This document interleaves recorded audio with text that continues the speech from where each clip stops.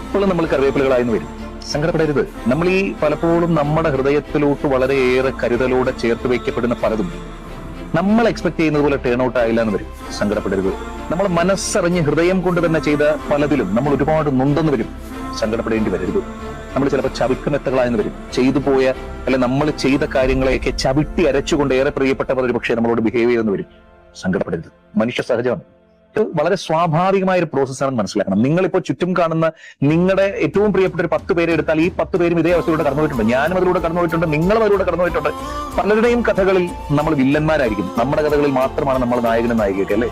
അതുകൊണ്ട് ആത്മാർത്ഥതയ്ക്ക് പണി കിട്ടുക, നമ്മളൊരാളെ സഹായിക്കുമ്പോൾ കറിവേപ്പിലാവുക, നമ്മൾ കർമ്മണ്യേ വാരികാരസ്തേ മാ ഫലേഷു കരാരുന്നു. നമ്മൾ ചെയ്യേണ്ടത് നമ്മൾ ചെയ്തുകൊണ്ടേയിരിക്കുക.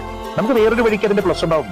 പിന്നെ പലപ്പോഴും പലരും പറഞ്ഞു കേൾക്കാറുണ്ട്, നമ്മളൊരു നെഗറ്റീവ് സർക്കിളിലുള്ള ആൾക്കാരെ നമ്മുടെ കൂടെ കൊണ്ടുനടക്കരുത്.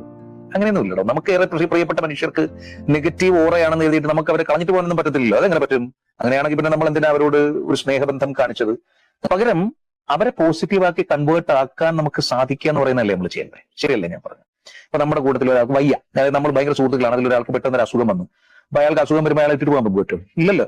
അതുപോലെ തന്നെയാണ് ഒരാൾ വളരെ പെട്ടെന്ന് നെഗറ്റീവ് ആയെങ്കിൽ അയാൾ എന്തുകൊണ്ട് നെഗറ്റീവ് ആയെന്ന് നമ്മൾ അന്വേഷിക്കുകയും ആ സോഴ്സ് റീസൺ കണ്ടെത്തുകയും അതിനെ നമ്മൾ റെക്ടിഫൈ ചെയ്ത് അല്ലെങ്കിൽ അതിനെ നമ്മൾ കൃത്യമാക്കി കറക്റ്റ് ചെയ്ത് നമ്മൾ അത് ശരിയാക്കി എടുത്ത് അയാളെ പോസിറ്റീവ് ആക്കിയല്ലേ ചെയ്യേണ്ടത്? അതല്ലേ നമ്മൾ ചെയ്യേണ്ടേ?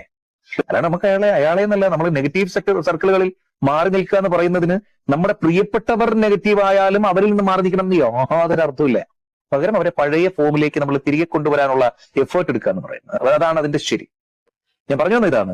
ചിലപ്പോഴൊക്കെ നമ്മൾ കറിവേപ്പിലയാവും ആവുന്നേ, ചിലപ്പോൾ നമ്മൾ ചവിട്ടുമത്തയാവും ആവും. നമ്മൾ ഒരുപാട് നോവും, നമ്മൾ ഒരുപാട് അവഹേളിക്കപ്പെടും, ഇൻസൾട്ട് ചെയ്യപ്പെടും, നമുക്ക് സങ്കടങ്ങൾ ഉണ്ടാവും. ഇതെല്ലാം മാനുഷിക വികാരങ്ങളാണ്. പകരം സന്തോഷങ്ങൾ ഉണ്ടാകുന്നുണ്ടല്ലോ ഇല്ലേ? നമുക്ക് നേട്ടങ്ങൾ ഉണ്ടാകുന്നുണ്ട്. നമ്മളിതൊക്കെ ഈ സങ്കടത്തിന്റെ കൂടുതൽ കാരണം മറ്റൊക്കെ മറന്നതാ. ഇതൊക്കെ മനുഷ്യ സഹജമാണ്. ഇതൊക്കെ ഉണ്ടാകുമെന്ന് കരുതി നിങ്ങൾ ആരെയും ഉപേക്ഷിക്കേണ്ട കാര്യമില്ല, ആരിൽ നിന്നും ഓടി ഒളിക്കേണ്ട കാര്യമില്ല. പകരം ഇവരൊക്കെ അവിടെ ചുറ്റും ഉണ്ടായിക്കോട്ടെ, നിങ്ങളിലേക്ക് കൂടുതൽ ഫോക്കസ് വരിക. നമുക്ക് നോവുന്നത് നമ്മളൊരു കാര്യം ചെയ്തു, അതിന് അയാൾ അപ്രീഷിയേറ്റ് ചെയ്യണം എന്ന ചിന്തയിലാണ്. അത് വേണ്ട. നമ്മൾ ആർക്ക് വേണ്ടി എന്ത് ചെയ്താലും നമ്മൾ ആ ചെയ്തല്ലോ, നമ്മൾ അങ്ങനെ ചെയ്യുന്ന ഒരാളാണല്ലോ എന്നത് ചിന്തിക്കുക. മറ്റാരിൽ നിന്നും ഓടി ഒളിക്കേണ്ട, നമ്മൾ ആരെയും പറഞ്ഞ പോലെ അകറ്റി നിർത്തുകയും വേണ്ട, നമ്മളായി തുടർന്നുകൊണ്ടേയിരിക്കുക. അങ്ങനെ ഇതൊക്കെ രസമാണ് ജീവിക്കാൻ.